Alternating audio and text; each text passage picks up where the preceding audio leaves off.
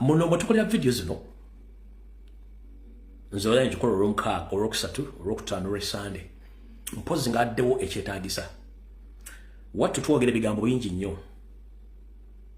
naye ndabagamba nti bigambo bye twogera eriyo bebisanyusa eriyo ababyewuunya eriyo bebinyiiza ate wattu eriyo ebibazuukusa kati tugenda kukola kintu kimu kyonna kye mwagala nti twogere bye mwagala okuwulira nedda kubanga tetumanyi mutuufu yaani omukyamu yaani bwe tuba tukola programu zino tetuba n'aba producers oba n'aba editors no olw'ensonga tugenze okukizula nti Uganda information bwe tesobola kufuluma ku radio oba ku TV kati ffe tujja ku mitimbagano tugyogera nga bweyina okubeera kati gwawulira nga kikosezza information gye batufulumye oba tugyogedde ku muganda wo oba mukazi wo oba mwami wo oba mwana wo gw'onoowulira ng'ekunyiizizza tetusobola kwetondera kubanga abantu abo betwogeddeko wammanga tomanyi mirimu ki gye bakola era tomanyi lwaki batuuse bali abantu abamu balina ssente nga basse bantu abantu abamu balina ssente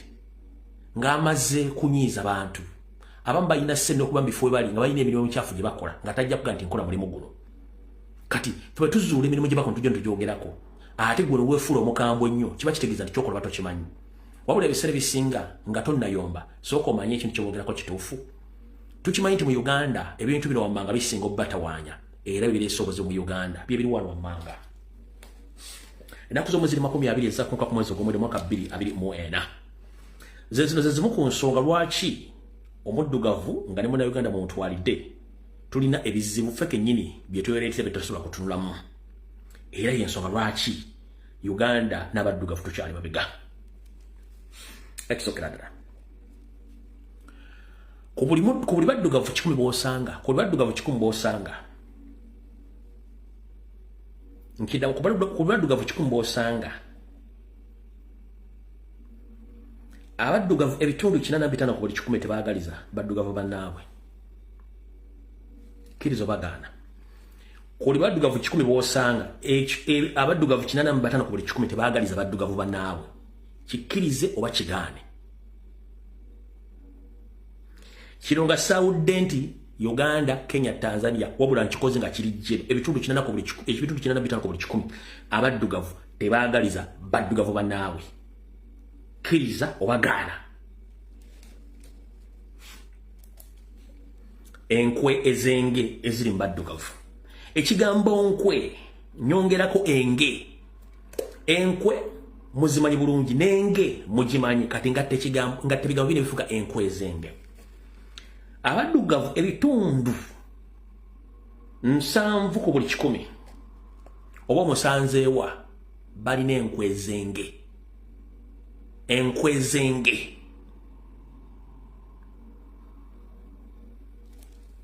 njogera eri bannayuganda naye nkikoze general eri abaddugavu kubanga erino komite z'abaddugavu z'otuukamu nga mulina kkala y'emu naye nga era neetakwagaliza ebitundu 7 ku buli 10 abaddugavu balina enkwe ezenge ekyo mukitegedde bulungi nnyo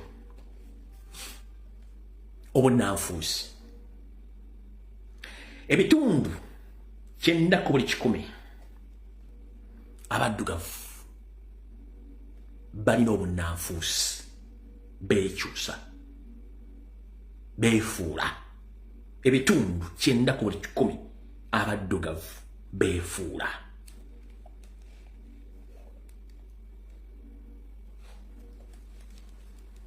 tugenze mu maaso ebitundu 8 ku buli 10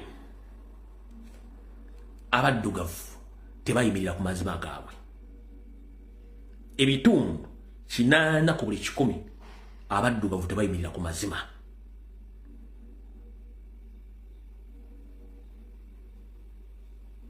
era nga amazima gano gabakaayira nnyo yensonga lwaki osanga mu Uganda nti a TV presenter, a radio presenter, a politician, businessman or businesswoman or any religious leader can be good at telling lies. So when we come out to counter those lies, nekibaluma nnyo. Nenga bo bwe babaliyimba tebasuubira nti eri abantu bategeera okusinga bo ebitundu ku 80 abaddugavu tebayimirira ku mazima ate amazima gabakalubiriza nnyo okwogera. Amazima gabalukubiriza nnyo okwogera. Ero gye wegendeze omuntu ayogera amazima akyayibwa nnyo wabula omuntu ayogera obulimba ate asuutibwa nnyo. Naye oyo amusuuta olunaku lwamukozeeko ekikolwa n'ategeera nti yamukozeeko ekikolwa n'ategeera nti amazima galuma oba lw'ategeera nti obulimba bubi.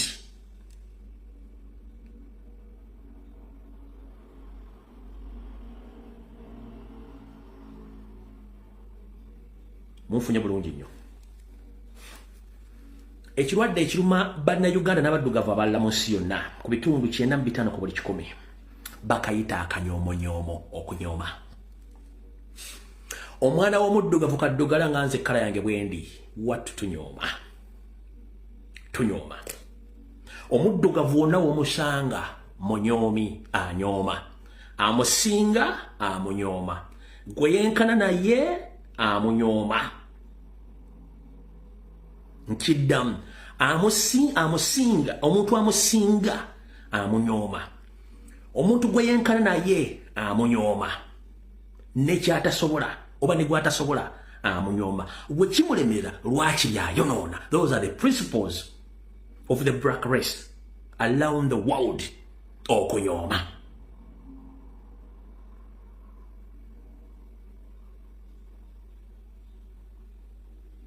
Kikirize oba kigaane abaddugavu wonna mu nsi yonna ebitundu 95 ku buli 100 si banyomi balwadde.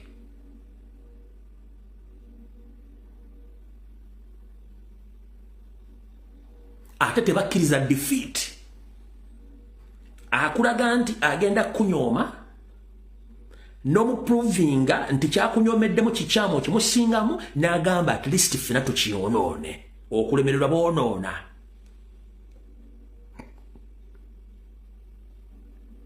Okulemererwa bo yensonga lwaki omuganda yagamba nti mukyala munno bwakusinga obulungi wattu tomuyita Carolite. Musajja munno bwakusinga ekigere wattu togiyita njovu. Kati ekizibu kye tulina ffenna abaddugavu across the globe tulina ekirwadde ky'okunyooma kino. Tunyooma nnyo. Ne gw'osinga akunyooma, akusinga akunyooma, okwebuuza kizibu kyaffe lwaki lyalemererwa n'ayonoona bwonoonyi ky'ekizibu ky'abaddugavu abasinga obungi mu nsi yonna. Ensonga endala bagiyita okweyagaliza, self interest. Omwana wa kaddugala okwetoola ensi yonna yeeyagaliza naye ate okwetuusaako okweyagaliza kiba kizibu nnyo. I wish I'm the one in that office. But do you have all the qualities which can lead you to be in that office? No. So why do you pretend that you can be in that office? Okweyagaliza kintu kye kisinga okuluma abaddugavu. Kyatasobola akyeyagaliza. Tasooka kwebuuza ngenda kifuna ntya. Kati bwe buzibu tulina nti twagala nnyo okweyagaliza naye kye tasobola kweyagaliza ate nakyo tukyolula bwonoonyi. So kye kizibu kye tulina ekyokweyagaliza. Oba kye tuyita kye tuta self interest mu Luganda. Wali wava olugero lugamba nti tewali alumirirwa nga talina kigendererwa. Ntera nnyo bagamba ng'ofunye ekizibu osooka ng'okubuuza ku mutima gwo n'obwongo bwo n'omubiri be bantu basatu. Omuntu nomo human being oyina abantu basatu bokonsultinga. Oyina okonsultinga omutwe gwo, olina okonsultinga omutima gwo n'omubiri gwo before you involved in a third party or a fourth party. Omubiri gwo gwe gukola ekintu ky'oba osazeewo. Omutima gwo n'obwongo bwe budiscuss nga kikyogenda okukola olyoka okola ekintu ekyo nga tonnayingiza omuntu. Olw'ensonga nti mu kweyagaliza omuddugavu Katonda yamuwa 10 ku 10 okweyagaliza. Mbuuza lwaki tokolanga ensobi ng'ofunye ekizibu n'opapala sooka otulo omanye ekizibu nkivuddemu ntya nga tonnabuuza muntu mulala. Olw'ensonga ojja kufuna ekizibu okibulireko omuntu omubuuze ekizibu kino nkivuddemu ntya. Omuntu oyo gw'ogambye ekizibu ekyo ajja kukozesa omukisa ogwo gw'okuba nti gw'oli vulnerable in that situation ye ku lulwa kifuule added advantage eri ekintu ky'abadde agala olala okyo badde oyina ng'okimulemesezza. Oba ofuna bulungi simanyi. before you invite anyone to help you during your trying time, during your trying moments, first consult your heart, your brain, and you solve those problems before you consult anyone.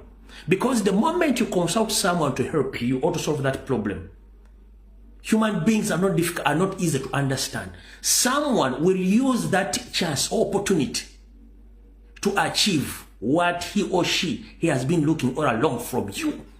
So webuzenga ku mutima gwo n'obwongo bwo n'omubiri gwo nga tonayita muntu mulala kuyamba, kubanga abaddugavu tuyina ekigambo kye tuta self interest, tweyagaliza nnyo okusinga bannaffe. Ekyo nakyo mukitegedde. Kambifundikire mbimale bulungi mubitegeere. Bwe mmala okutegeeza ebigambo byonna njala kuzaayo otegere ekintu kino. Ku miwendo gye mbadde mpa abaddugavu bonna gye balimu, wattu mulimu abantu nga bali 99% blessed, nga tebalina botaagaliza, nga tebalina nkwe, tebalina bunnanfuusi,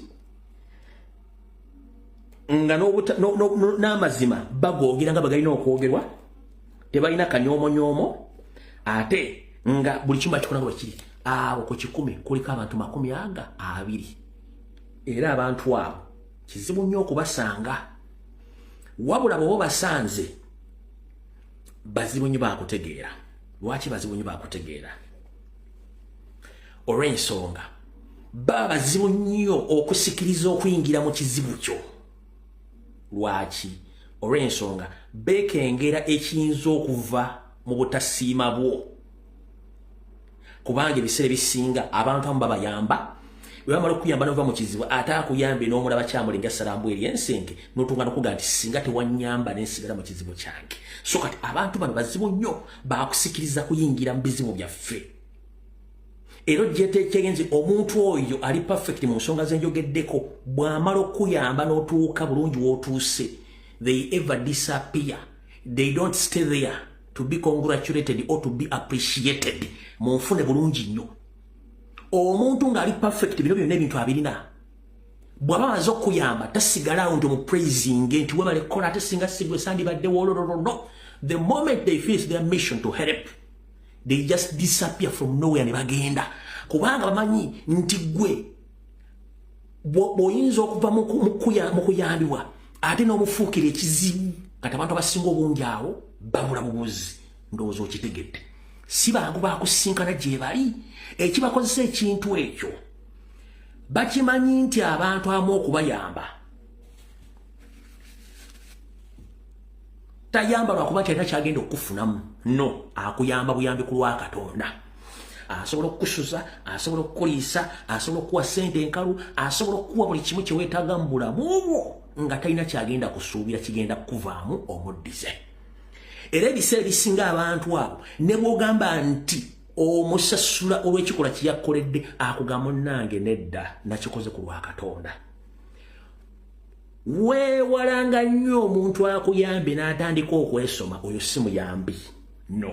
Abantu bangi bayambiddwa, wabula nga n'amuyambi tayogeddeko nti nayamba gundi, oyo gwe bayita omuyambi. Tuvudde waawo.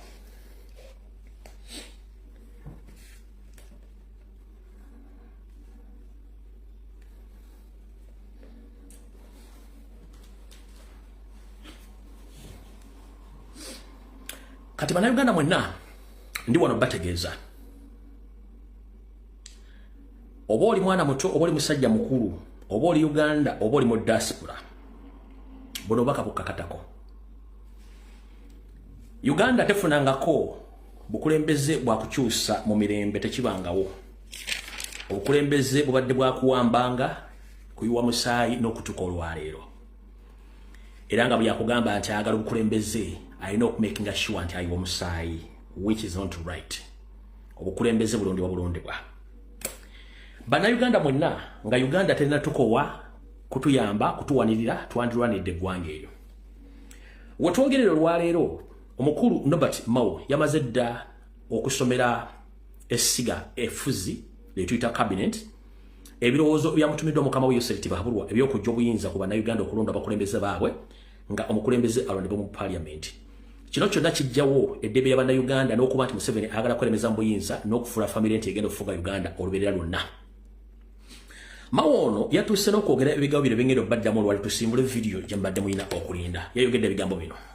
Wabanga ddala ayagala okufuga Uganda abeere wa mazima akolejje mu kifo ky'okuzimba ekibiina. Kyasigaza kyokka azimbe ejje alangirire nti okuva na leero ngenda kubakuba masasi move mu ntebe. Kyesisigaddewo kyokka. Alright.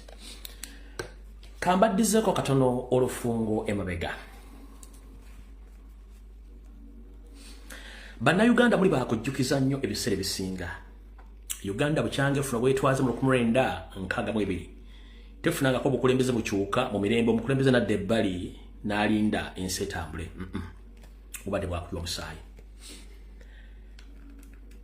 Butyo Yoseri bw'amala okugenda mu nsiko nga yambiddwako abasajja Abaganda mu 1986 yawangula olutalo olwo.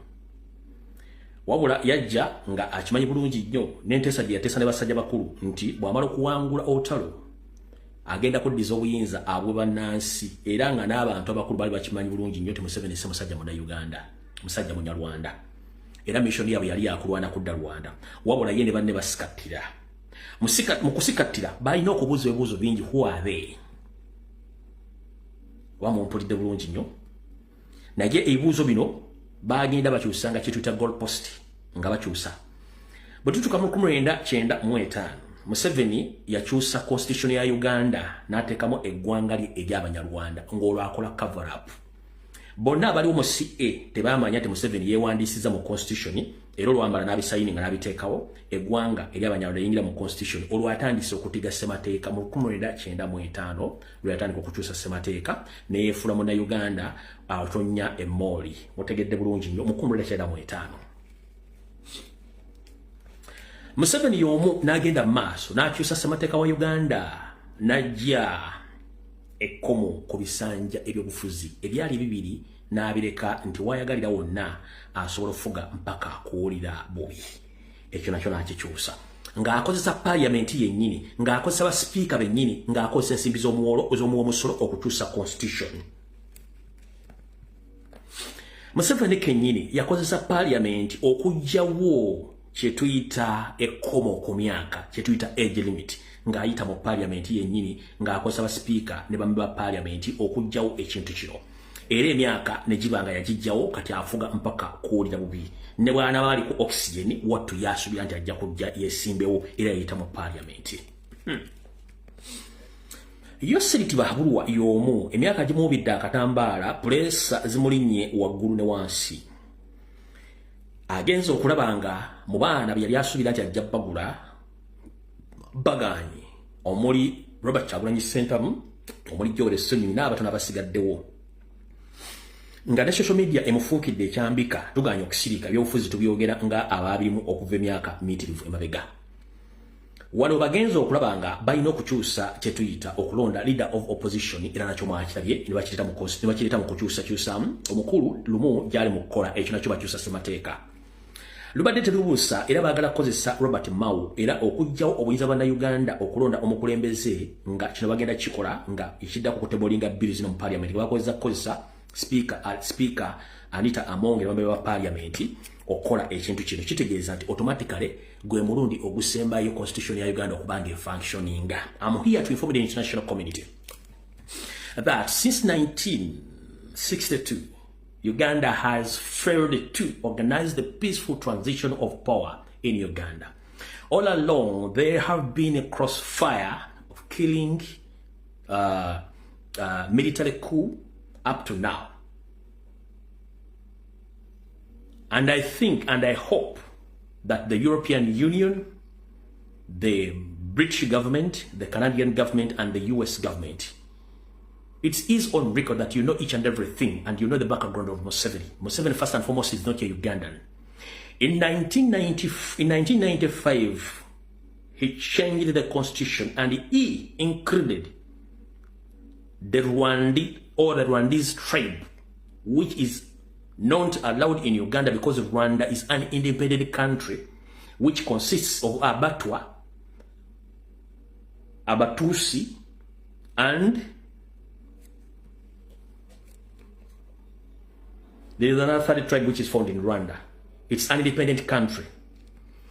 After 1995, Museveni used the parliament and changed the age limit. Museveni used the parliament to change the age limit. As we speak right now, Museveni is proposing use his fake opposition figures to remove the post of leader of opposition in the parliament. The same Museveni right now, as we're approaching the 2026 coming elections, he himself and his agents in opposition, they are proposing to remove all powers of allowing Ugandans to elect their full leaders, and they want to turn against Ugandans to allow the parliament to choose the president. As all of you know that Museveni used the system of gerrymandering, whereby he created more constituencies and municipalities in Uganda so that he can get more MPs. As you see the figures right now, if you look around the world as we speak, Uganda has the largest number of members of parliaments according to the number over the entire population in Uganda. The recent census showed us that we are almost 49 million Ugandans, but we have almost 556 members of parliament who are representing the 556 members of parliament, which is wrong. The country known as India, they have almost 1.7 billion people. They have 536 MPs, and India is bigger than Uganda. But due to the system of gerrymandering, Museveni is now trying to create more municipalities, to create more spaces for MPs so that he can use that system to lure Ugandans until the end of the world. So, I'm here to inform the international community that it's high time to engage and move Museveni in power.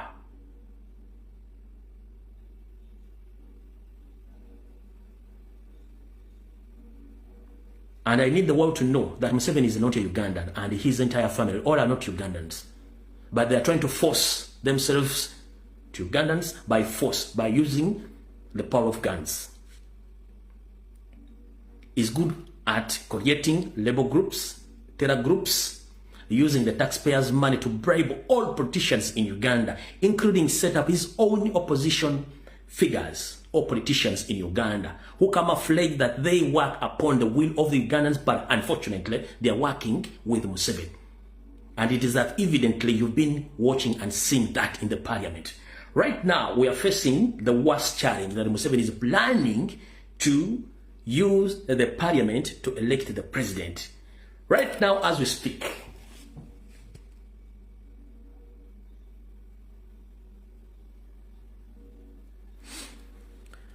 Museveni and his rotten regime, he had already proposed to elevate more municipalities status across the country, and he had already authorized 23 more municipalities in Uganda. These are proposed municipalities. We have Bombo in Luwero district, we have Luwero in Luwero, we have Ajumani in Ajumani, we have Palisa in Palisa, we have Lyantonde in Lyantonde, Nyahuka in Bundibujo, Paida in Zombo, Sironko in Sironko, Kabare in Hoima, Moyo in Moyo, Karuhunga in Bushenyi, Tirinyi in Kibuku, Mpondwe, Lubiha in Kasese, Hima in Kasese, Busorwe in Butareja, Buroro in Manafa, Isingiro in Isingiro, Chotera in Chotera, Bodaka in Bodaka, Yumbe in Yumbe, Chenjojo in Chenjojo, Kariro in Kariro. What does this mean? We have already 556 MPs. Now he's going to add on more 23 MPs.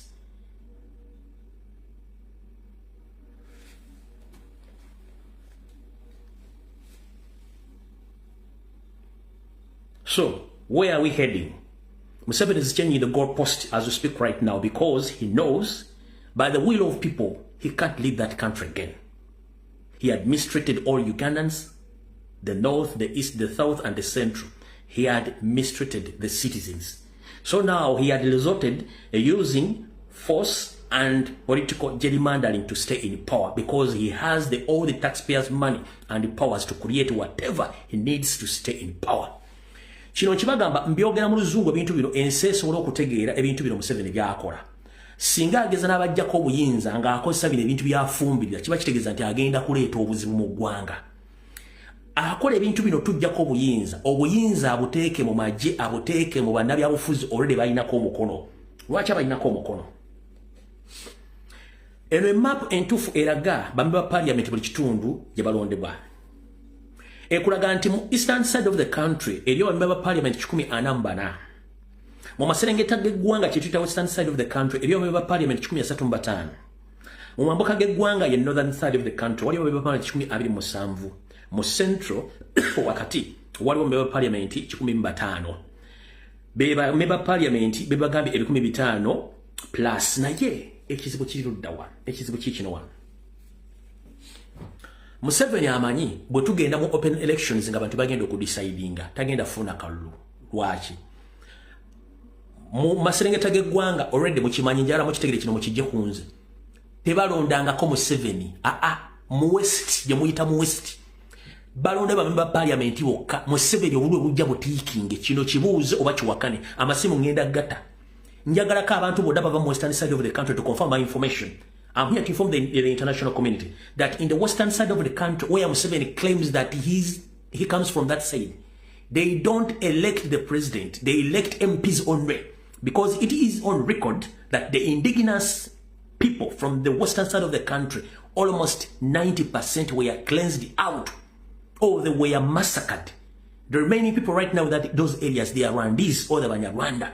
The original Banyarwanda from that side all were almost erased or killed. They just pick or elect MPs. Automatically Museveni is voted throughout by using army and electoral commission officers. Nchidam nti bwe mbasomedde bifo bino Museveni mu maserengeta ga Uganda gye tuga nti wali abanyankole tebalonda Museveni balonda ba MPs bokka. Museveni tebamulonda. Museveni already ballot paper zijja antikinge ng'afunye 10 ku 10 ekya kiwakanye abanyankole bagenda kuba n'essimu mugenda ziwulira. It is on record.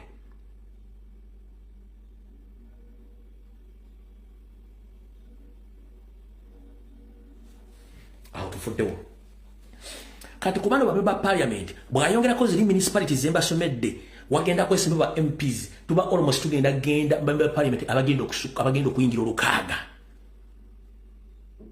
nenga babeba bane bakola mulimu ki tekuliwo agenda bajjako obuyinza wetwogerera olwaleero singa tubadde ne abantu abagala enkyukakyuka.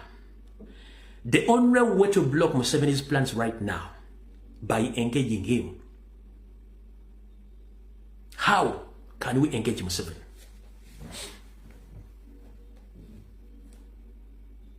You can engage Museveni in his own jungle politics.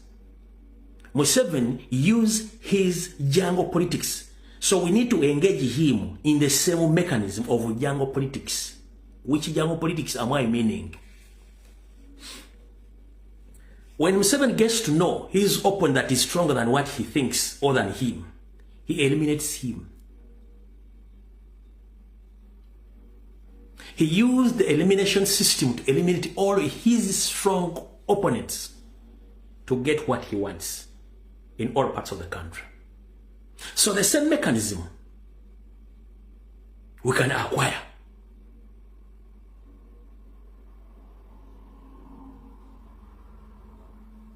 Olw'ensonga wammanga wano mbasomedde engeri gy'akyusa mu ssemateeka already kino agenda kikola. Ani akireeta? Robert Mao yakireeta. Bannayuganda mumanyi amaka ga Robert Mao agali mu north agali mu Kampala mumanyi famire eri mumanyi tusabotage okuyimiriza enteekateeka. Robert Mao mulyawo nga pizza naye naabulawo Kenya bajjenzi bakikola buli member parliament yakole fujo balumbanga bamukyalirangako mu makage parliament ni bagikyalira mujja kibagikola ne buli omwana tuddawo ate tugenda kukola tuto no atakulekera nawe tumulekera ennyanja ekutomira ono mawo mwali badde bamukyaliddeko dda makanga ag'omu northern ag'omu Kampala ye kennyini ne mulyawo nga Gaza oba nga pizza as simple as that kuno kwali andaba kubanga akimanyi mumanyi lwaki bakitumye mawo Mao has nothing to lose because his days are numbered on this planet Earth. He is on ARVs. Aina siri mu 1980 aliko abuuka n'okubuuka kati he is on ARVs tayagala kumanya whatever is going to come. Talina future. He knows that anytime is going to die from today. So he doesn't care. He doesn't care. That's why nkyayogera ebigambo bino.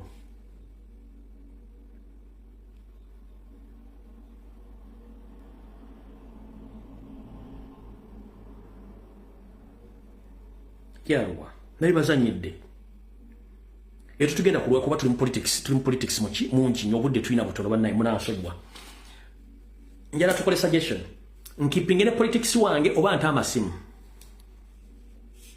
kubanga na politics mungi njagala abantu 20 nzikipingene politics wange amasimu nemegata oba wa politics namunjira abantu 20 kasamuka tiki ngende maso ne gundi ne politics wange no problem bwe munga politics muleke nta amasimu ngenda leche munsajja abantu 20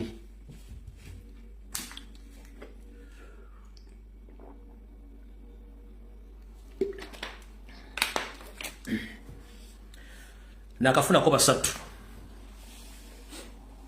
nakafuna ko bana nakafuna ko batano mukaaga musanvu munana owesimu aliomu wekumi wuuyo mbubalidde okuba masimu wekumi n'omu wuuyo wekumi n'ababiri wekumi n'abasatu genda maaso great worker comrade keep on kitegeza keep on continue kati simanyi kyetugenda kukola alright katugende maaso up to post again bwa akaluka wano tekali fiandi fair kati akaluka tekali fiandi fair tulina okukozesa the same mechanism tugenda kukozesa jango politics mawe sawa zino yali baddenga ali kubijja byabajjajjabe okumanyira abantu milioni 49 n'obutundutundu obugwamu yenga ali mu kwesanyusa mu kubanga akimanyi nkyataliiwo ali mu German Shepherd ali mu zigundi ali mu zino buno bwobulaga ikugama yakimanyi future yagwako dda yaleta ebintu by'ekisimu kati tubadde tukyali awo amasimu kale ngedagata temufengeda gata tubadde tukyali awo nezireta omukyalo ono kubanga uyinza okuba akakebe nga togeredde bweyagala obaka kuba oba otya naye nekawaba nekakuba okugulu kwamanyi oyo abeera Amerika kati ndoza balowooza nti ebiri Amerika bibiri afande Kyagulanyi abeera nnyo Amerika nze bwendaba oba olaba TV aba yagenze oba olaba TV aba yakomyewo bwe bityo tatera nnyo okubeera wano kati eyo gyabeera amakubo magazi amalala gayita waggulu gakalina wano zereva tetunazituukako Kampala mufunda n'amakubo mafunda tegannaba kugaziwa okutuuka ku Amerika kati nze kyensaba nti obuntu bulamu n'okutegeera abantu bo abakulonda okubawa ekitiibwa n'obutabaleetera bizibu nze ndowoozamu nti abeera n'obuvunaanyiza obusobola okuntrolinga abalonzi bo baleme kutaataganya abantu balala nze ndowooza iwava obuzibu oli mutuufu naye ate era mawanga agakola ngowaddeko ekyokulabirako wabaawo omuntu w'amaanyi kati gange ono yaliwo okubiri mu kalulu ate naye akumye mu ngeri yanjawulo kubanga omuntu yaliwo okubiri aba tayisibwa mu maaso tomala gamukubaka kipakati ya gaasi kisinziira eya omukulembeze oyo wawaali tetugenda kumala budde buno bakajala busindikira the so-called General Raiso emyaka gye mwalwaniramu giri nobody sent you to Bush you went there at your own wish nobody sent you in Bush first and foremost ogambye nti omusirikale asobola okuba obyakakebe no omusirikale wayita mu training bamusomesa target era batwala ku target shooting Golokuba nti mu nsiko wali ofumba buugi na katogo ng'ekyobugaga kyali olina bitundu bibya kyama bisavinga mu 7 n'abasirikala mu nsiko tekikufula nti olina stake nene mu gavumenti olwokuba nti gwoga nti oli jeno wafumba nga katogo na buugi na kugabula bitundu bya kyama gizine nsonga tujja zoogera nga bwe ziri yensonga lwaki na lwiso tolina mwana ebitundu by'ekyama bireka mu nsiko kati gobodda ku mmeeza ne bakuyita okwogera ng'olowooza nti ensi mwagigula togulanga ku nsi gwe mukolenso oli mutekyagule mujja kutegeera ekyo mukolenso oli mutekyagule nga planning first and foremost tolina na moral authority nga UPDF serving office okwogera ku nsonga z'eggwanga ensonga z'eggwanga zirina kwogerwako police kubanga iri mu constitution amagye galina kubeera mu barracks toyina moral authority yesu mwaki tubagamba nti mmwe mulowooza nti mukozesa authority ne mwerabira constitution essawa egenda kujjanga ng'essagenda kujja nga omulyo gwennyini gwe mwaliwanga biwundu by'abantu tutaddemu ne tear gas tumbatabule mujja muwulira nga ddi bwajja n'okondeming ongoing civilians who are tried in the military court nga ddi wajja n'okondeming on what led Museveni to go to the bush ekyafulawudi okubba obululu nga bwajjino kikondeming nga ddi bwakondeming the ongoing kidnaps and torture ezibira mu torture chambers nga nawe kennyini ng'omukazi olw'okuba tolina pain ya kuzaala n'okola your own personal torture chambers nga ziri mu locations ez'enjawulo makaago ng'osirise you kidnap people you kill people but you are here boozing around and the reason as to why sometimes you don't go out kubanga okimanyi it's on record and sekimanyi nti nawe olina torture chambers during the campaign openly I came out here and I exposed you in some of your secret mansions in Wachiso. You kidnapped a number of Nup supporters whom you killed, you massacred, and you pressed them in sewage tanks. Abajjukira obulungi bwe nakola information wano omwana n'akuba essimu n'agamba nti yali agenzeeyo yali wa Chutex. In fact yali wa Chutex. Isima yali akola manicure ne pedicure. Guys simanyi oba akyali oba amutta wabula mutukola information tetumanyi. Kansu yetu kuno kuliko omukazi kuliko abantu abajjukira video ezo. Njagala omuntu yali wano ng'akola video ezo ku mwana yali akola manicure ne pedicure ku mukyalo oyo eyajja n'akuba n'essimu n'amala n'ata voice note ng'omukyalo kennyini yalina abaana byali amaze okusaddaaka nga bannayuganda n'abateeka mu sewage tanks mu maka g'oyo mukyala. Baba no kwennyini baaliko.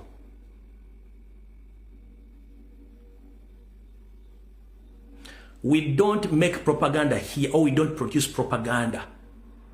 We have the evidence and we produce the evidence. Now, Reiso, stop your arrogance. We are in .com era, whereby the Constitution says that power belongs to people. Not power belongs to gun. We know where to purchase those weapons, but we are peaceful.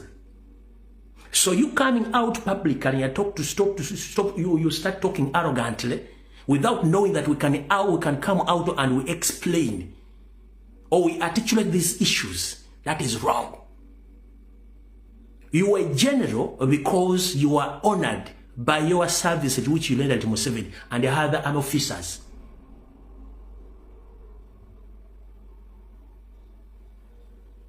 Mulekera wakamanyiro.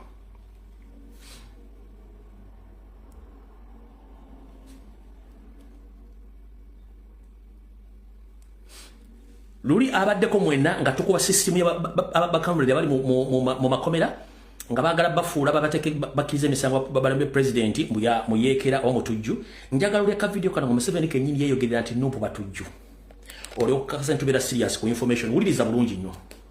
Some of the groups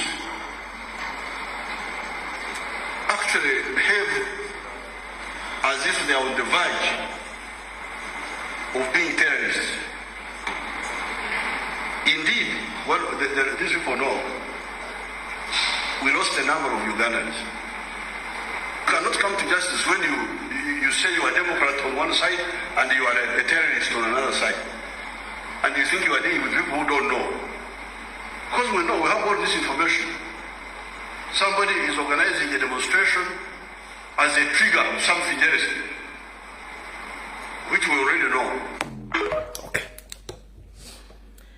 Ndoza motegedde bulungi contest y'abantu bano ebigambo bya bigenda byefollowinga nga byeddiringa nabo balaza tetegera bulungi nnyo. One, ono omukulu ne banne bajja ne basimattuka ebigambo ne babyogera nga basobola bitegeera na bikyusa. One, nabasomedde emisango gyadde 12 gya planning okuteeka ku president. Ono yennyini agambye some people like nope, they organize demonstration but with the hidden activities of terrorism. Okitegera kati kansoke mbasomesa olwali mukitoka mukitegere bulungi nakyo mukitegere bulungi nnyo. It is on record that the state, mostly Museveni, the moment we organized any kind of peaceful demonstration, or we talk about it, or we organize it, the following day, he himself and his security agencies, including Semai and Iso, they also organized other groups which comes out to demonstrate even before we demonstrate. And those people, they are the one who set on, they are the one who set tires on fire and shooting live bullets in Kampala. Can't you believe Muslim women of together? But we're talking together quick and casa. Museveni nga akozesa Iso ne Semai bo organizing abasirikale b'mungo eza bulijjo ne bajja ne organizing nabo bennyini okwekalakaasa so bwe bakuteeka mu practical ne bakuma ebipiira ne bakuba n'amasasi kati ebipiira bakuma era tegwanjagala omulinzi wali bakuteeka omuntu ng'akumya ekipiira mu Kampala n'okwekalakaasa kuno kubaddeyo kw'abasuubuzi waddewo nga gurupu y'abantu ya Iso ya Semai abajja ne bakuma ebipiira mu Kampala kuba n'amasasi ne bagenda. Bino byonna byaliwo mu kwekalakaasa nga bakutte pulezidenti eruuka kuno kwaliko eriyambadde wanupu kuno. Very scared. What? No, but these guys are shooting in front of them. What? Jesus, no, mommy, tear gas. I've never faced tear gas. Mommy, have you? Mommy, we can't even die. Mommy, I'm very scared. Scared what? Mommy, you can't be doing that. Mommy, no. Jesus Christ, please, God. Mama, what? Mommy, I'm very scared. Mommy, are you sure? Oh my God, Mommy, the whole family is in this car. Mommy, I haven't given birth. Mommy, I've just given birth. Kati oli omukazi wattu ali mu mmotoka ga maama tutidde balina emmundu ezaddala nze ngenda kufa nga sinnazaala kati kyene embaata yaneti yeerowooza nti egenda kufa nga tennazaala bakadoga abalwanira Museveni omuleeta mu 86 waliwo n'omwaliwo baali bazadde abamu bali tebanneetuuka omuli abawola n'abalenzi nga tebannaza na mikono mabega gw'okuza oli mu mmotoka ya kinnyoko otudde ozaamu ngenda kufa nga sinnazaala era kyobula ng'olabayo embaata yaneti zino embaata zaneti zino zibitanga politics tankwatako nenga the mere fact politics akwata kuye yennyini kiki ekikusomesa kufuna emirimu genda jijja mu America ko UK eriyo bannansi baayo. The late Idi Amin Dada, at the time when he was still the leader of Uganda, he created almost 70% of jobs in Uganda by creating parastatus bodies which created a number of jobs. Museveni akuletiza emirimu emeka?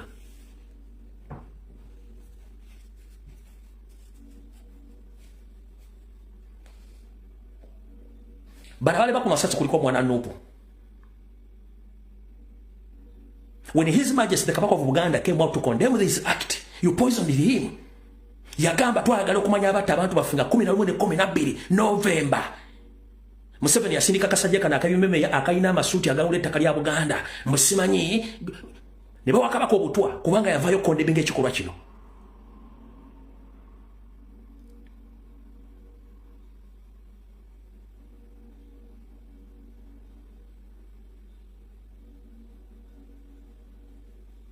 Politics tankwatako okusoma kwonna abakukola abakwala enjinga ba politicians sente z'omusolo zonna zikuŋŋaanyizibwa zono ne bazisasanyibwa politicians okusoma okumanaging ba politicians okubawo kw'emirimu gy'olwobutaba ku mirimu kivunazo kwa politicians ne oba oguddewo edduuka Kampala Capital City Authority ekuŋŋaanya omusolo Uganda Revenue Authority the appointees those are the politicians operating abantu abo. That's why there is a Minister of Agriculture, naye managing India n'emmere ebintu ebirimu mu Uganda, Minister of Agriculture, Minister of Education, Minister of Sports. Minister of buli kimu kubanga kiddo kwenza wa politician kati gunoga mu politics takwatako oba musiru wa kikacho oba mutokoseeko mubugumyeko musirize oba kuvumbika nga mawolu nti gwo bamala kuvumbika okutegeera okuvumbula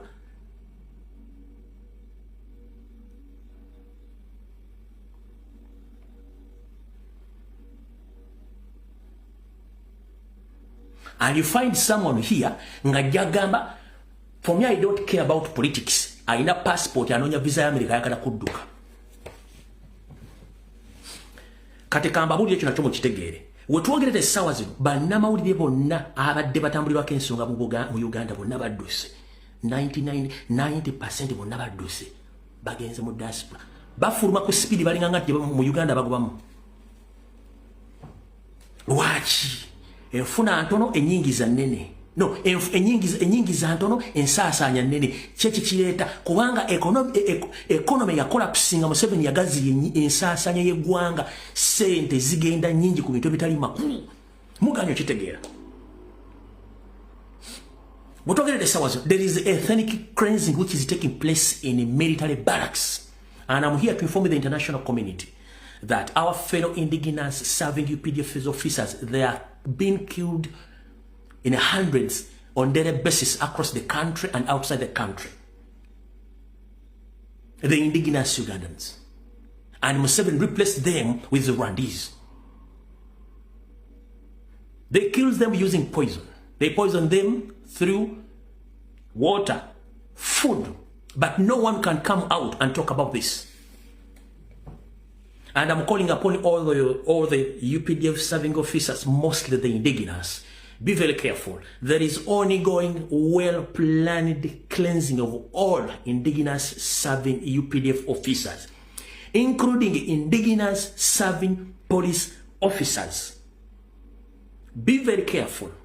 So many of our brothers and sisters, they have been eliminated by using poison through medication, poor sanitation, food and drinks. That's why the SFC wing, which is not in the Constitution of Uganda, they sleep well, they eat well, they earn well, and they dress well. What about you people? Some have been even taken to foreign countries where they are not going to come back to their country. In South Sudan, Somalia, Central African Republic, and in Congo. They kill them on daily basis. But if you can ask the parliament who authorized or allowed the UPDF indigenous serving officers to be taken in those countries, nobody has the answers because it is well-planned move by Museveni, Mohozi, and his brother Salim Saleh. Because slowly they're replacing them with the foreign soldiers. Those are the Rwandese. So, omusajja wa UPDF, now ali mu prison, now ali mu police. Museveni and his brothers, they are giving out money free of charge to TikTokers. Is giving out billions of money to politicians, both in NRM and in opposition. Why? To sustain their stay in power. But what about you? Because they don't care about you. They are using you to keep their wealth across the country and outside the country. But the person who holds the gun, who stays outside, whether it's raining or it's signing that you are there earning little and sometimes you don't get salaries. And I bet right now, almost 90% of UPDF serving officers, mostly indigenous, they have spent a year without getting their salaries. But they are there keeping quiet. Nchidam. Wabaganda baffe mwenna abasirikale abali mu poliisi abali mu UPDF abali mu prison. Museveni awa sente ba TikTokers. Ekitono nyo TikTok omwafuna $5,000,000. Ba politician bano beyetera ba opposition bali mu billions and billions of money. Baina zake ndi baina zimoro basomeseza bana mu Harvard mu masomero agebe owa asomera luddawa. Nkubuuza gwe wa UPDF akuma Muhoozi, wa UPDF akuma Museveni, wa UPDF akuma Salimu Sala akuma Nobert Mao omwana wa asomera luddawa, owa Mao asomera mu Harvard. Aba Muhoozi bali eri bali Simayi Mugundi bali Canada, owa asomera luddawa. Wacho okuma basajja nga atokimanyi twakusubiza miliyoni nga nawo kimanyi sente weziri. Osula mu ttenti olinga nsuwa z'amazzi. engatto yambalemu olinganga kovu uniform oyine abasajja ba SFC balina uniform mukaaga bali ekyenja bali lunch bali ekyeggulo banywa amazzi agali botodi munyaga mbaata ngalisolo mulya omukanudde amaaso ensi bagitwala.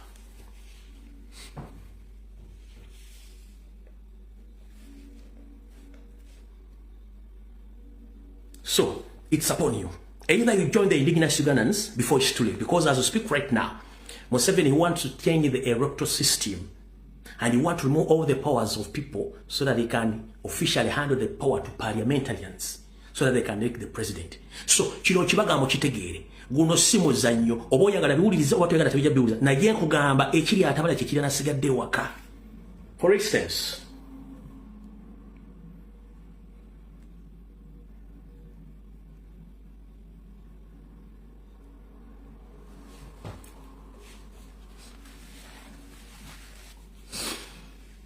there is a well-known journalist by the names of Thompson Kayinja, who is a correspondent of CBS FM, the radio which is situated at Blanket Mengo. This gentleman has been supporting Mathias Mpuuga Nsamba almost for 25 years. And he had been working hardly fighting Robert Kyagulanyi Ssentamu. But few weeks back, he faced the reality whereby he falls sick. He didn't have even a single money to buy medicine. All the people he supported, as you speak right now, they didn't help him. Which led UPDF to bring him from Masaka up to Zambia Hospital. But what went wrong? We are fighting for equal rights. Because Masaka as a region, if someone in Masaka can fail to get proper treatment in Masaka and has been transported from Masaka up to Kampala, this is what exactly we talk about when it comes to share on the national cake in terms of services. Each citizen of Uganda where he is situated is supposed to share equal piece of cake on the taxpayers' money. When we talk about the returns or the tax returns, we don't mean that we file for money to be given to us back. No. When we pay taxes, we, at the end of the month or the year, we get service returns. What are the service returns? Bw'osasula omusolo mu ggwanga lyonna w'oli oteekeddwa okufuna ekintu kyonna kyonna okufuna nga kiva kusereza mu wa musolo kye tuyita service return. Okuli enguudo ennungi, amasomero amalungi, amalagala n'ebikozesebwa nga teweetaaga kujja Kampala. Ono omwami Thompson Kayinja abadde akubira akadingiri Mpuuga emyaka 20 ng'avuma Kyagulanyi. Yatuuse okulwala. Tebamuwadde wadde n'ekikumi. Ne bamugye e Masaka ne bamuleeta ensambya. Kye kyatuuka e Masaka kubanga teri ddagala, teri wadde ekikozesebwa. Naye ng'ate ne Masaka wavayo omusolo. Kye tulwanira olwaliro ngati ne bw'olwalira nakapiripiti oba nakapiripiti buli kintu kyonna kisobola okuteekerwa nakapiripiti. Ne bw'olwalira Masaka nga buli kimu kyonna e Masaka kisobola okuba tolina kuva Masaka buli kimu balina okukikolerako e Masaka. Right now, bw'olwala osibira mu Kampala. Mu Kampala bakulema osibira Nairobi. Nairobi bw'agaana ku ssente zo zikoma. Nga bakuwa okusiga okwabalwadde ng'owonye. Ng'ogenda ng'ofa. Kati, kino kye tubagamba, ono guy yandibadde tali mu eno level. Singa abadde amanyi kye tuyita politics and he's a senior journalist. Tuwulira.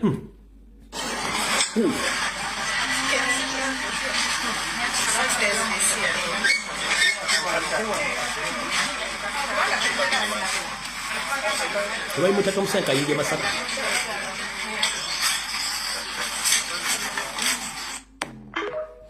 Bamuyita Thompson Kayinja Masaka. Ne CBS teyabaddewo.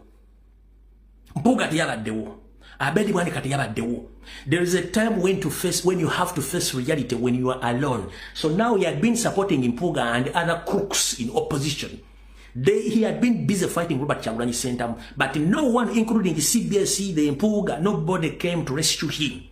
He had to face the reality situation alone. The entire Masaka region, there is no medicine. So good enough for him is popularly known as Thompson Kayinja Masaka. What about those people who are not popularly known in Uganda? What situation are they facing right now? People in Zombo, people in Nakapiripiti, people in Mbare, everywhere in Uganda. If someone who is popularly known like Thomas Kaya is facing such a situation, what about you? What about any other indigenous Ugandans? You have to face the reality.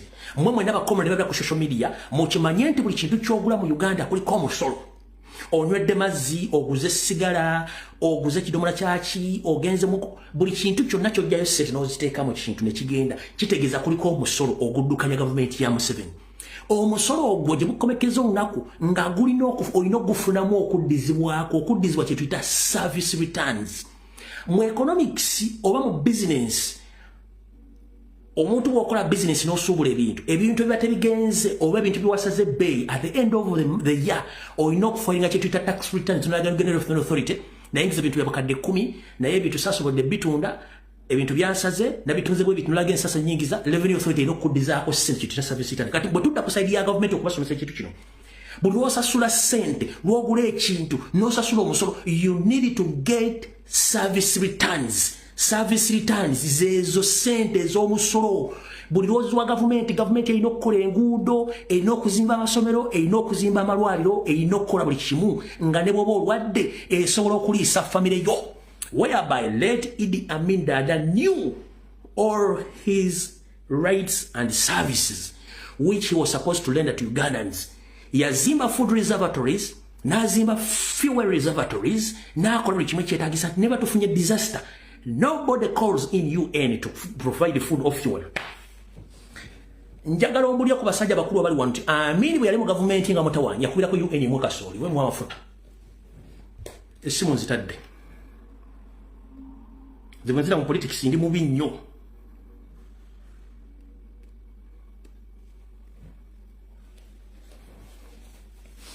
Tuyinza osula bwenzira mu politics ndi mubi nnyo. Era tuyinza n'osulawo. Olwokuba nabasuubiza okutamba simu ngenda kutamba simu nga tadde eddakiika 2 provided towemudde kuba njagala message yeetuuke bulungi nnyo nga terimuwadde vuunya. Wano tuli mu byabufuzi original pure byabufuzi.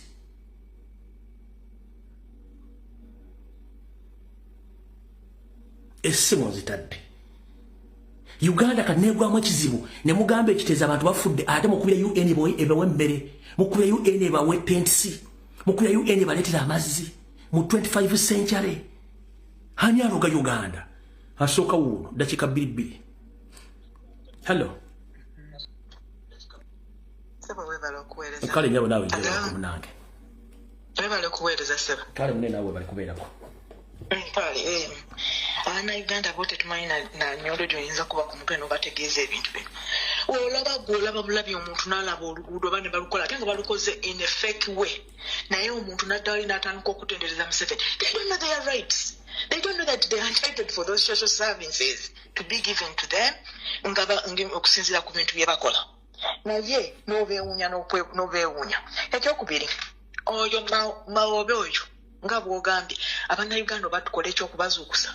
Abantu ngabo bandibadde tebasobola nakubawa audience oli n'abeera muli n'alugera n'atuuka audience badde tebanwana amawulire ga NTV obusungu ne bunkwata ng'abantu balina Museveni eri ebunyolo yabateeka dda mu camps n'ababbira amataka n'ababbira minerals nga bali wali basinika manyo n'omusajja kati n'okyewunya nze bannayuganda mana ya Mr. Lumbwe okwogera kw'abo abantu oyinza okukeesa n'olunaku nga ate n'abantu abalala balina okwogera naye webala okuweereza n'okugula amaaso abantu oba bagamba be banaalaba kale beera bulungi kale mukama akonkomere. Amen.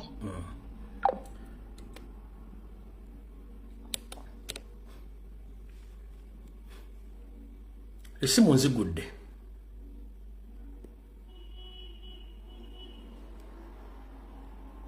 Ebyokwogera bibabuze obitegedde nti si byangu. Hello sabo gye baleko nkale sabo gole ku muzinga l'essaawa zino webale nnyo muganda wange webale kutuweereza nkale sabo amanyi bamutakatongole nsinzidde Boston sabo ekintu kyenjagala okugamba abaganda bange bannayuganda kiri kimu Museveni wateera ekintu ekyo mu paalamenti mawo wajjira n'agamba simanya bajje tulekerawo okulonda president fenna tweyiwe ku street oba oli weggulu oba oli waawa tweyiwe ku street tujjeko gavumenti eyo kubaawo ekyo kye bayita epitome kiweddeeyo byonna bye batukola biweddeeyo ako ke kasembayo lwakirowolezaako ne bakireeta ku palamenti era tubagamba tebakirowooza nako kireeta ku palamenti obuzibu bwe tukola bulijjo tubawa n'omwaganya okukireeta kati tebalina nakukirowoozaako kukireeta ku fulo tebakirowooza nako lwebakirowoleza tweyiwe ku street eyo gavumenti tugijjeko tukooye tukyuse uganda wabali nyo muganda wange kandera kandika abala abakozi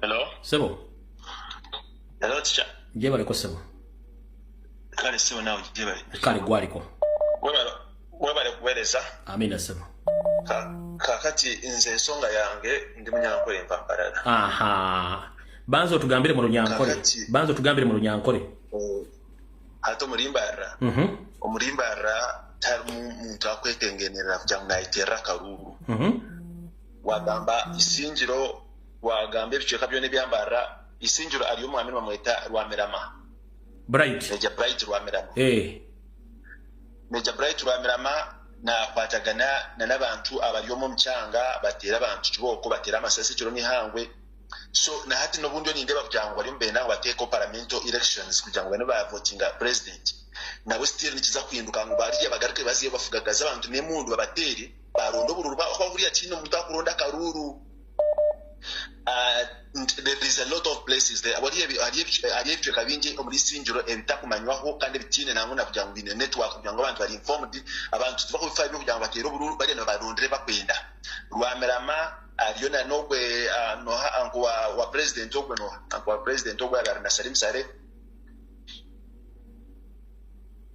hello agenda maso Sebo abo bona baliyo mu bisinjiro no bagyo bagiteganisa bona bakikwataka kuna ba LC5 na ba LC1 na ba LC2 bona isinjiro tekiro kujangu actually nimba rayona taro toyina ogambra onkani ndigayo ningambra abanyankole ndesa yayika twenda tukwata ndese tuyemukire hamwe twabata kuzire like for instance nimbe bangwe ki okwibitaka okuba itaka umukira mu Buganda nimba raragiye kiri baba abantu amataka nemumbarara abantu bababya amataka nayo kintu ekirinje embarara abantu basirika nenga nembarara kyagenda wala abantu babajjadda kutaka kati bwe kituuka kweno ate mu Buganda ate ekyo kibadde kisuse kubanga kati mu Buganda kyo kirabikidde ddala nekyo nsaba abana Uganda fena tuzukire wamu tukwata ne fena ate tuve mu bintu by'opointinga fingers at each other luno lutalo lwa fena tulwanire wamu wankwadde abanyankole nti tebalina ddoboozi ddene lye boogezezza naye nabo bali mabega tuli mabega fena tubiraba and some of us we want to come out and explore and tuogere kugamba to exposing abantu bano naye lwakuba nti actually tikyambadde njaga obeereko ofune gundi tukwatagane n'abanyankole abasinga kubanga abantu bantuukira nnyo baagala okuweerezaayo ensonga zaabwe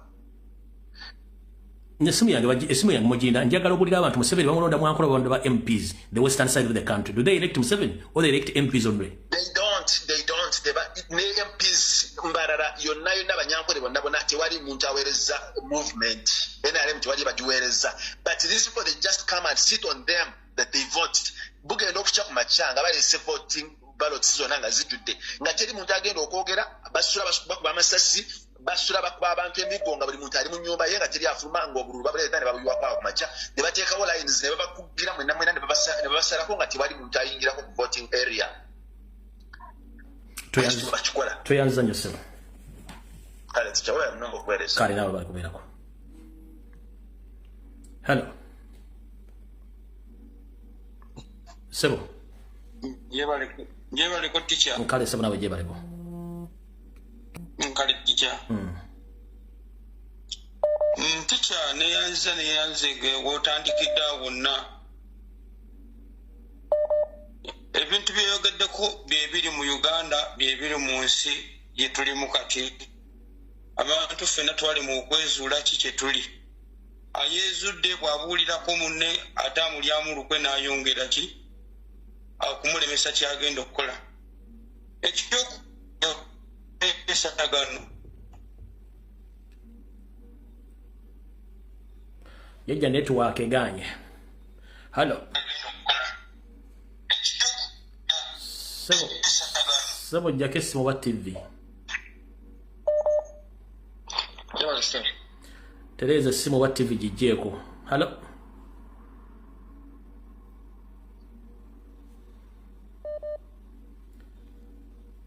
Hello? Bale bw'oba ogenda kukuba essimu fuba okulaba nga TV kulabira b'essimu endala ogijjako tuleme kufuna muddingano gwa bigambo bidda kye tuyita echo kubanga oba oyagala okwewuliriza ate ne nga bw'olaba ebintu ebigenda mu maaso kiba kizibu. Hello? Hello? Hello? Nyabo genda mu maaso gwaliko. Musomesa we bali kutuweereza ssebo. Nkale nyabo nawe bali kubeerako. Ntandikidde ku nsonga y'amawube ekyo ekintu kyatembeeta musomesa ffe tetuyinza kukikkiriza bannayuganda ke kaseera okusitukira mu nsonga eyo. Abo abasajja bwe baba balaba kisoboka kye bagamba nti katukkiriza kati nze ndi w'emitiana tukkirize Ssaaka alondera emitwe gyaffe gyonna mu paalamenti. Kyatandika ddi nga omukulembeze waffe omukulembeze ng'alina kulondebwa mu paalamenti. Banaye bannayuganda tusukuse emitwe gyaffe bannange zino ensonga zizakwepiica zino ensonga za ddala. Zikwata ku buli munnayuganda tusitukiremu mu nsonga eno bano abasajja abatembeeta ekintu ati oyo mawube n'obwamawube bwe nze nkuze nkimanyi nti amawube balina kuba butabika tica kuba amawube nze mmanyi baba balalu ekyo ekintu kye batembeeta banaye buli munnayuganda kukuba kintu ekyo tetukkiriziganya nakyo musomesa n'ekirala ngamba kano akalenzi k'amayiga nti kasirise tukataddeko amaaso tica tetumujjangako maaso mayiga tumutunuulidde byonna byakola abikolereyo ng'akimanyi nti byakolereyo ng'abukuta tubimanya ate tumutaddeko amaaso obulabe bwonna obutuuka ku mpologoma akimanyi nti ajja kuba yeegulidde akabazzi kugulu. Mpozzi n'ekirala nzijukiza bannayuganda bannaffe nga 9 Okitoba Maaci tu paalamenti bannange zino ensonga za ddala tuzitwale nga ziri sirias. Kale musomesa we bali kuweereza n'abalala bateese. Hello? Sebo? Federa bali tuweereza mukama. Kale sebo nawe bali kubeerako. Kale sebo. Kakati nzikiriza ntumireko okusooka ntumira Museveni kwali kunaalaba. Era batera omuwa ebinanka byatera okuwuuta ng'alinga za balance awo n'abiwuutawuutaawo nga sebo nkutumidde naye nga bw'obala percentage ya progress yo naffe era tetuli wala mukama wange. Tetuli wala akoko njagala nkakugambe omukyalo oyo omusirikale gw'ogambye emirimu gye yali akola saagala giddamu kuba sijja emirimu egiri awo egiweesa omuntu owa generali. Abantu bano boogera babalaata lwa nsonga munnange bakuwa emmundu oba bakuggyamu obwongo siyinza nakitegeera bulungi naye babalaatemukko ku bannaffe abafudde kwe tuzimbye amatofaali amagumu. Fred njagala okwebaza wadde nga tetulina nnyo bintu biri awo bikwatibwako nti bino tubigaba eri omuntu naye Katonda ali waggulu akutusasulire mukama wange. Amina sebo ndeka abalidde. Sebo. Hello. Sebo. Nkulamusiza mukulu Fred nange bwite sebo bali kubeerako sebo. Enzo obugambo bwange bugenda kubeera bumpi ddala. Nze nkunga bannayuganda bonna buli omu gyali. Abantu bano baleeta ebyekisiro okuva mu buli regioni tubegireko emitwe. Mawobe ab'omu North bamugireko emitwe.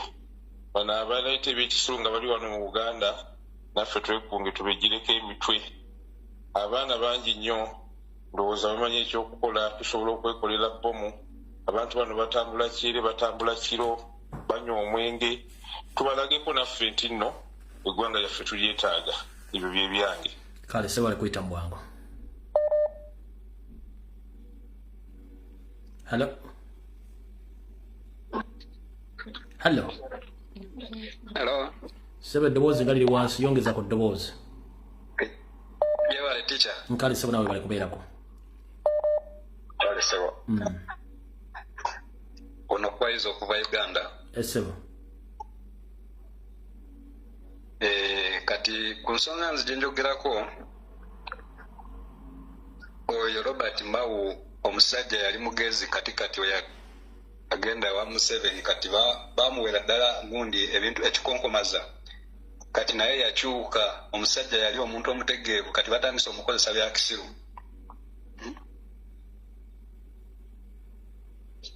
Complete teacher. Nkuwulira sebo genda mu maaso. So ensonga eyo ffe tumulinze alete egundi ebiteeka bye byamugundi pozi mu parliament babiyise bupozi baagala parliament yebeeronda president okuva ddi ekitegeeza omunauganda baba bamumazeeko eddembe lye olyokwesalirawo. So abantu bonna nze nkubiriza abanauganda bonna bateeka amaaso ku musajja oyo kuba amanyi nti essaawa yonna embeera buli lweba nti gyayitira yonna kyetaaga okumuteekako ki akazito.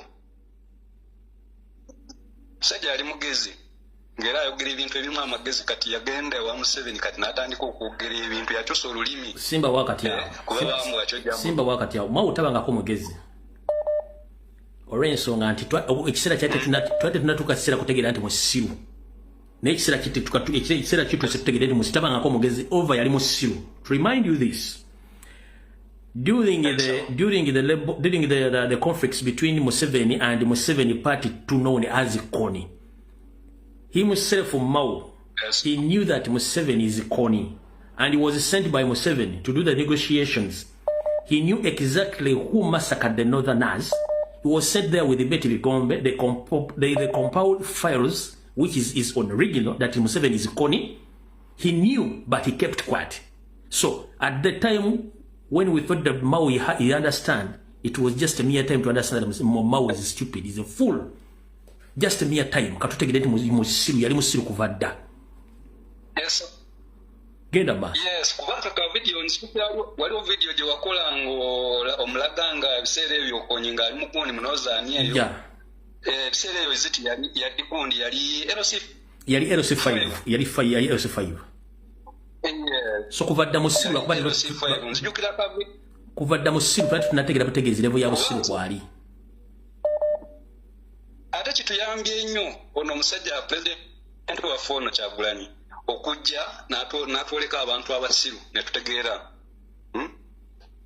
So kati eggwanga lyonna saa zino bali kulifuula matongo. Kukola bye baagala byonna kumala kuba na byabwe. Sigadde ticha nsigadde Fazali Mayuge. Kale kama kale. Hello. Hello.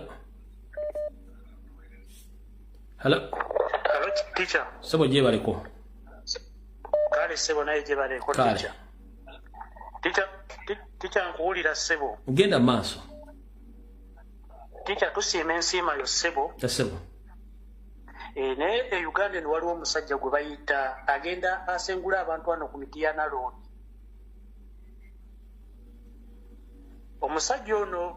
Omusajja ono yeyita Kalemba agenda asengula abantu wano ne tusaba omuntu kubiremu ku tooki. Seetaaga kuba tooki obuyinza buli mu bantu. Bwe munadda nti nze mbakubira tooki ng'osobola omwekolerako. Oyo baba bamanyira kuba temusobola kusituka oyo mukomoni. Kasiri eggwanga yabaala yavuga ekyo taxi tutulekutwala yazikumako omulala bakuba embooko y'omukwate munyiga ekyalo ne kiwona lumu teri muntu addamu kutwala ttaka lyammwe. Baba bamanyira kubanga temulina action. Ekyalo kyonna agenda asengula amalalo g'abantu. Jjajja nkubuulira toleekana nansi. Noonya Kalemba munyiga empamyo period case close teri ajja kudda ku ttaka lyammwe ku kyalo kyammwe. Kati ticha ekirala waliwo omusajja kwonula ina ono gwe bayita Bukenya ng'atu ajolonga nnyo swago gye tulimu. Bukenya yani mpozi? Bukenya omukubu oyo. Yani? Musajja bamuyita Bukenya media. Muganda wange kankubuulire tomalanga bisebe na mbizi kubanga embizi eyagala nnyo abantu babeere mu bisooto nga yo. Tetulina budde bwabo. Abawuliriza bali ku mukutu. Ng'omuntu bw'agamba nti Bukenya ng'endowooza ye yakabano tobuuza amannya ge yaani. Teri Muganda ategeera ayinza kuvuma Kyagule bonna banoonyeeko bonna baakabano period temulekana na bantu. Abawuliriza bali ku programu kuno. Tusaba bonna ababajolonga swagu yaffe tubanifuro tubajjeko zifu. Kale sebo toyanza nnyo sebo. Kale ne yanza sebo. Kale. Hello. Kale sebo nawe omuntu yenna ali ku live kuno enamba nagitaddeko ey'okubako yeeno wano gye mulinako enamba gye mukubako nga mujja kubako direct nkyamu enamba gye nawadde yiino wano. Genda maaso sebo. Tusimanye empeeza mune kakati munaye mukulu Fred teacher. Sebo. nze n'emikwano gyali twagumbidde tugenda kukolamu akabinja tugenda northern saawa zino naye tugenda makinga sure nti maama Mawube yejjusa lwaki tebakozesa kondomu nga bazaala ekyonzira ekitegeera tetugenda ensi tegenda dogonkana nga abasajja bamulya bunyonyi ekisajja ekitemu ekyabalala dda firimu nekigwayo okukolesa esebe ebiteekateeka tugenda bikiriza era saawa zino alabire ku maama wodde omutamiivu tumatta amala emirundi fe abamukolako kati saawa yonna tugenda kuumba tulumba northern somusalira ebyange kale mba tulabira halo Teacher Jebaleko. Nkale mama nawe Jebaleko. Teacher lwaki tulinda etteeka lino Mawube olitwala mu parliament? Anti kyetugambye mu munoonyi. Tulina okutandikira. N'abantu betumanyi nti bayinza olikkiriza already tubamanyi abali compromised mu parliament. Tutandikire kwabo. Museveni tayinza kusasula ababaka bonna mulundi gumu n'asasula ab'Embale, ab'Masaka, ab'Eggulu n'abasasula ng'abantu rather n'abakuuma ng'abantu security n'abawa ne security ewaka waabwe. Bw'abanga ababaka batambula na mmundu zi patrol ewaka tewali ate era bajjawo ab'omu kibuga ab'Embale bajja sigala tebalina.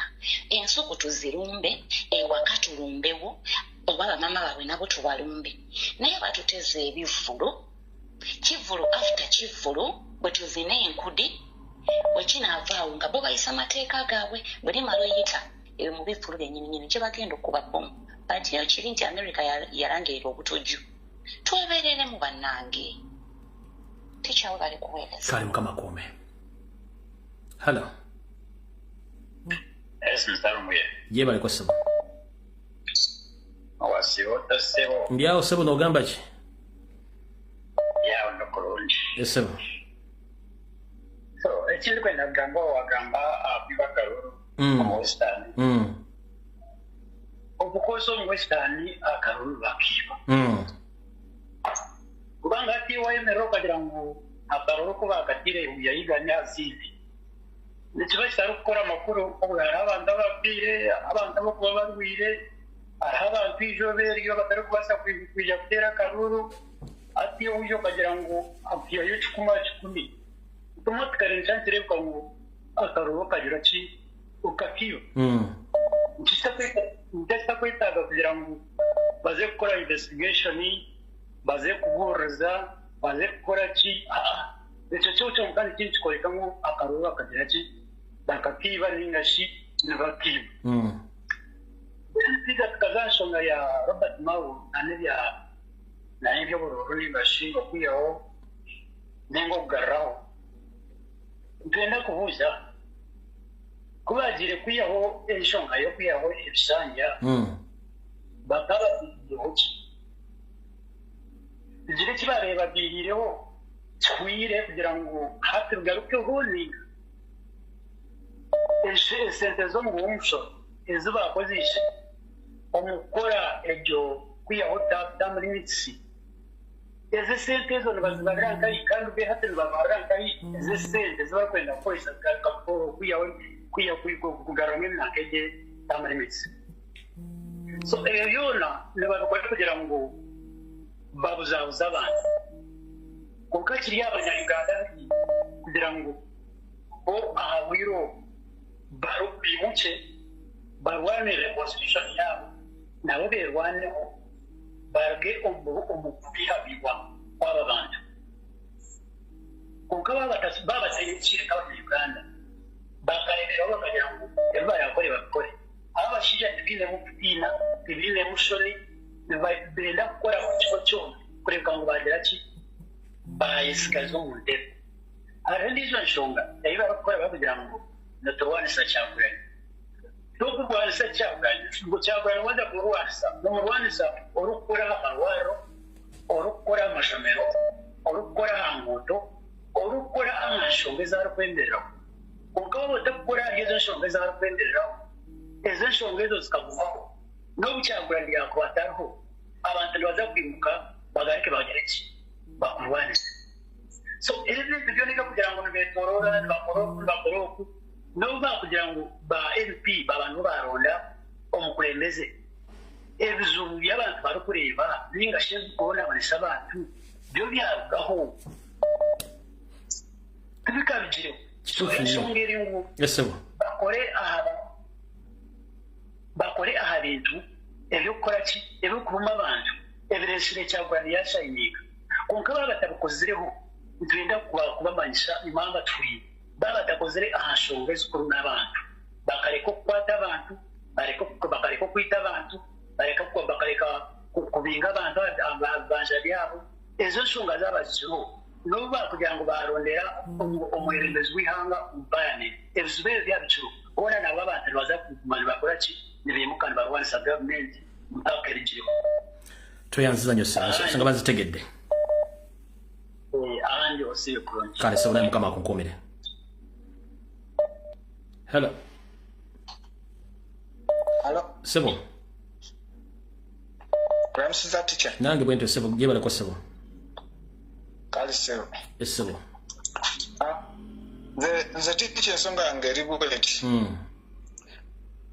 tulabula Mao ne gurupu ye nti abajjawo ebisanja twasirika nga netubifaako ne bajjawo egirimiti olwo nga netandika okulaba ekijja mu maaso naye era netusirika olw'ensonga tetwali nnyo active naye essaawa zino tubalabula nti tuli active era buli kimu tukiraba tulabula mu Mao wadde nti talina kyafiirwa nti obulamu bwe bujja bugenda simanyi naye alina famire abafamire bayite mu Mao bamulabule era buli alina ebifaananyi bya Mao abituwe ate nabo bonna badiringa nabo bonna abazze nga bawaayo eggwanga lyaffe tetugenda kukkiriza oba talina kyafiirwa naffe tetulina kyetufiirwa awo mu Kampala tetulinawo kizimbe tetulinawo factories tetulinawo business byonna byabakama be naffe tetulina kyetujja fiirwa naye tujja kuwolerera eggwanga lyaffe ekyo tubalabula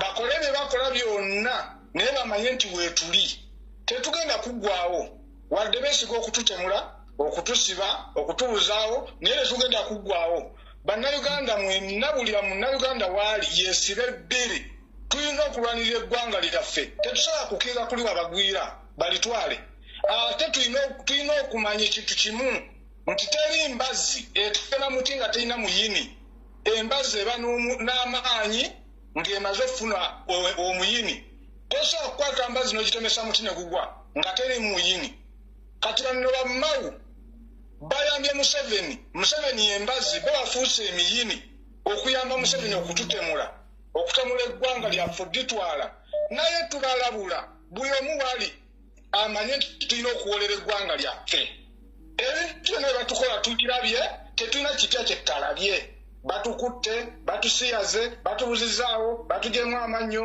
batusse batukoze buli kimu bakaponza bonna bali eyo ba victim abalala bali eyo abalala bali mubwanganguse tewali kipya kyetutalabye kyetutamanyi kyetutawuliddeeko kati naffe eggwanga lyaffe tujja ddiwoolera bakole byonna bye bakola nga bamanyi nti weetuli ate tulaba ate tuli active buli alina ekifaananyi kya Mao nga famire ye baana be bakazi be babireete tubitinde ku mitimbagano buli omu amanye nga bwe twakoze ebya Lusoke ono simanyi ayogera poliisi nga bwe twabakoze ebyo ebyange teacher tweyanziza nnyo ssebo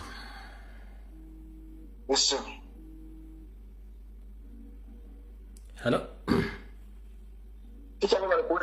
nkale ssebo nawe bali kubeerako ssebo sebo ntwala omukisa guno okutegeeza bannayuganda bonna oba bannayuganda mwenna nti ffe tetugenda kulinda Mao oleeta kiteeka kye mu palamenti era mu kino njagala bategeeza nti kubanga Museveni tagenda kukoma ku Mao kuba tatandise na Mao bino byonna Museveni agezaako okulaba ki kye tusobola okukola kati abantu babiri be tutagenda kugumiikiriza kulinda kubuzaako kubanga bannayuganda twakulirako kiri ebyo twali nga tukyali masomero nga tukyali bato twazanyanga nnyo ebizannyo byasooka omukoone ku nkuba entiisa ate nga bagenda kukuliwa ebinnyo omuza nkuba entiisa sooka omukuba entiisa naye agamba sooka okuba entiisa bagenda kukuliwa ebinnyo bakukuba ekikonde kimu oguddeeyo kati bannayuganda tulinda Museveni amale kututta ffenna kuggwaawo nga tukyalina opportunity ffe esituka ne tulwanirira ensi yaffe ku mulundi guno tetwagala tulinde Mao kuleeta biteeka bye baganda baffe kulindeko abagenda abagenda eggulu webale nnyo omulimu ogwo naye nga bannayuganda mwenna ndi wano bategeeza nti eno yesizoni ey'okukabala ebikata bya lumonde muguleeyoko ku nkumbi abatalina majambiya mugagule abatalina bifumu ebisima ebinnya kutuzimba ennyumba zaffe ze twazimba nga ziye z'omukyalo muguleeyo ebifumu buno obusajja bwali tebulina na kyebumanyi basobola okwetema ne busobola okusembulayizinga mu nsi zino 3 Rwanda, Uganda ne Congo ne Tanzania kati bwagala Uganda ogitwalira ddala wajja na miggo nga tebina kyebusobola kyonna ne busobola bba okwetema n'amajambiya nga tebina n'amaanyi naye gwalina amaanyi n'obwongo kikulemye okutegeera nti naawe osobola okukozesa ekifumu osobola okukozesa ejjambiya kubanga emmundu eziri mu ggwanga Uganda tezisobola baffe balinga kubamala osobola tutta ffenna kyo kyenjagala obbagamba kati omutambula okendi wano bbagolokosa nti atalina kifumu genda okigula atalina jjambiya genda ogigule atalina ate sifuna yo ekiwabyo bino ebyasalangayo emiyembe amagulu n'emicungwa bana abasajja nabo balina omusaayi nti woomutema guyiika balina omusaayi gulina omusaayi ate nga mnamuteme nnyo okitegeera ekyo kyenjagadde okuyisaawo eri bannayuganda we bali kuweereza se kalisa hello hello hello hello nkali nyabu nawe gye bali ku munange abantu bagambe nti bali kutujjako ddembe lyaffe eryatusomesa President Robert Kyagulanyi nti people power is our power nti amaanyi ga President Robert Kyagulanyi Ssentamu gamaze ng'atusomesa ebbanga lyonna nti amaanyi gali mu bantu Mao ng'omuntu ali mu gatujjako nti amaanyi ga gonna gaba gafudde ettogge ebbanga lyonna musajja wattu azze atusomesa nti amaanyi gaffe gali mu bantu bagenda gatujjako nga bakozesa omuntu omu ye Mao kyekiseera buli munnayuganda yeeteeke mu bigere bye ayambale engatta ezimutuuka amanye eddembe lye nti ligenda muggyibwako mu bbanga ttono ddala mu kaseera mpaawo kaaga mudde mu by'okutambuza ebitundu by'ekyama by'abakazi bannammwe ng'eggwanga lyammwe balitwala bannayuganda mudde mu by'okutandika okwerumaaluma gundi kino gundi kiri ng'eggwanga balikwasa Mao bano abasajja bamalirivu okukola buli kimu ekisoboka okweddiza obuvunaanyizibwa bwabwe okutuggyako eddembe lyaffe bali mu kwata mu kawaayiro ka ssemateeka bajjamu akawaayiro kali lwakuba bakireeta indirect bajjamu akawaayiro kali akagamba nti amaanyi gali mufe abantu amaanyi gali mufe abantu nti ffe tulina okwesalirawo bali mu kutuggyako akawaayiro ako naye ku luno tebakirese nga kya John Magezi eyajja n'atugamba nti ne bagikwatako bali mu kukwata ku constitution ffe tuli mu bintu birala bali mu kutuggyako eddembe ery'obwebange neyanza nnyo tisha neyanza hello hello hello hello sebo owooluganda gwaliko eddakiika 2 sebo webale omulimu gw'okola taata amina waluganda nawe bali kubeerako kale sebo kakati nze kyenjagala okugamba bannayuganda nti omulimu essaawa zino omulimu gwaffe okubeera nga tununula ensi yaffe naye ekintu kyekisooka kyetwetaaga ffe nga bannayuganda kwe kubeera nga tukola ekintu kye bayita okudda okubeera obumu tetufaayo nti oba ovaawa kasita obeera nga weeyita munnayuganda kyekino ekiseera okubeera nga mwekobaana ffenna nga tukwatagana omulundi gumu tuggyewo bano abasajja abatujju kubanga ekizibu kiikino Yesu bwe yajja mu nsi eno yagamba abafalisaaya n'agamba nti nno mmwe tebandi basinzizza musango omusango tegwandi basinze naye omusango gubasinze nti lwokuba mundabye ate ne munneegaana oba okitegeera kati amazima gonna tugayina oba okitegeera ku ssaawa eno tuyina omusajja alidinze struggle tuyina abasajja nga balumbuye nga bawire abasajja abajja ne batuwa information buli lunaku information omulimu mugukoze kati ffe nga bannayuganda kyetwetaagisa kwe kukwata eno information gye tufunye tugende tukitandika ojja applyinga tukwatagane muve mu bino ebyokukaaba nti bango bakuttaka bankola biki simanyi baagala kudde bano abasajja omusajja alinga gwe okozesa example gye eyanzija nange ejanjako envu ku maaso nti Museveni omusajja akeera ku makya n'ayambala ndaweya nange nga bwe nnyambala ndaweya n'asenya amanyi nange nga bwe nsenya amanyi ekintu kyayina nti ffe twamuwa omulimu nga bannayuganda n'abeera nga atukolera kyekizibu kye tulina bannayuganda tutwala pulezidenti oba nga Katonda wano bw'obeera mu nsi zino kati nga America Europe biki byonna abasajja ba pulezidenti servant is a civil servant akolera mwe nti mukeera ku makya ne mumugjamu obwesigwa ne mugamba nti tukugobye naye omanyi bakifuula nnenge kati ffe tulabanga Katonda ne tugenda nga tubagula bakomba bukombi manyuma onoosonyiwa okozesa ebigambo ebyo naye nga abantu bano badiikuula bano be balonda buli lunaku badiikuula bano bagundi bakenzo babebekulu be batuliddemu olukwe abo bonna abaana badiikuula siba presidential advisor badiikuula kutujja kuffe kituufu so nsembeyo nga njogera bwe nti ffe tuve mu bino ebyokwekomama tuve mu bino ebyokugenda nga tweziribanga biki twogenda twogera obwogeza abantu nga batayinanga tulina okuddayo tufune tujje ekitiibwa kyaffe tukijje mu bikigambo tukiteeke mu bikolwa kale sebo toyanzanyo sebo goba omusajja ave mu nsi yaffe webale nnyo muganda wange kale sebo alright bannaye njera bategeeza buno baka busembayo go wenna ng'oli mwana wa struggle sala akantu kano katambuze omukulembeza waffe Robert Kyagulanyi Ssentamu gwe twalonda era gwe tukulembeza bulijjo twesigama ku slogan egamba people power our power nti amaanyi gali mu bantu era ye article namba emu esooka mu constitution kati Museveni ayagala ku bypassinga article number 1 power belongs to people amaanyi agazze mu parliament fe bannansi atuggyeko obuyinza kiba kitegeeza ne president gwe tusuubira okuba tugenda mu obuyinza baba butuggyeko nga bukwasizza parliament kati gwe comrade ali ku social media abadde agamba nti simebi kibi tusooke tulwane tule tufunite mbawo n'abali tekiteeka ekyo tusooke tubakwata kabadia tuzze article number 1 power belongs to people power our power bwe tutakola ekyo tuba tukootakoota mu gaalumo tusooke tufune mbawo ye ne banne tubanyige Let's Museveni wana agenda okujjawo article number kuba kati article number 1 people power our power gitubadde tutambulirako nga slogan nti amaanyi gali mu bantu Museveni gyagezaako okujjawo ng'ayita mu mbawo ate nga kyetuba tukozesa nti amaanyi gali mu bantu kati amaanyi agala gatujjako agakwase parliament ekyo nga tekikkirizibwa mukasale mukatambuze muve mu bintu by'okutambuza nuduzi muve mu bintu by'okweyambula palapase entalo tudde ku ggwanga lyaffe batujjako obuyinza bwaffe mukaba bakome video wedde tusinkane ku Sunday mweraba